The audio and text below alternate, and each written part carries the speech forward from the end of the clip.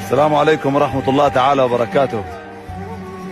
هذا الدمار على مد البصر، على مد البصر. هذا حي القابوني دمشق، ما خلوا فيه شيء إلا بقايا هذا المسجد، فقط بقايا هذا المسجد. مسجد الشيخ جابر. تعال عمي لو سمحت، تعال معي. السلام عليكم. هذا الدمار متى صار؟ كل قابوني صراحة، أنا بصراحة مسعوف والله. نعم. هذا بلش الدمار تقريبا من أول 2012. نعم. وظل الشباب هون قاموا لحد 2017. نعم. ما ضل ميليشيا من حزب الله ومن الإيرانيين ومن الروس بالصواريخ الفيل وصواريخ أرض. نعم. والطيران الروسي كلها جثث تحتها. هاي الله. كلها جثث فوق أهاليها.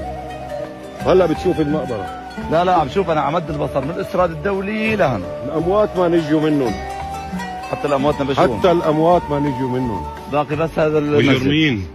هذا مسجد الشيخ جابر، هي حي الشيخ جابر. هذا المسجد البقايا منه. حسبي الله ونعم الوكيل. حسبنا الله ونعم الوكيل. مجرمين. يلا. مجرمين. الله ينتقم منهم.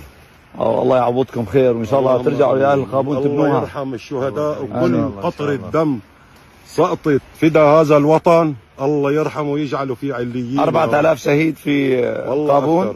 نحن على اساس عنا معتقلين ما طلع 2000 ولا معتقل واحد. ما ولا واحد طلع منهم طيب. ابدا والله أبداً. ولا معتقل نكحل عنا فيه، ما في ولا معتقل والله، كلهم استشهدوا. الله يصبركم.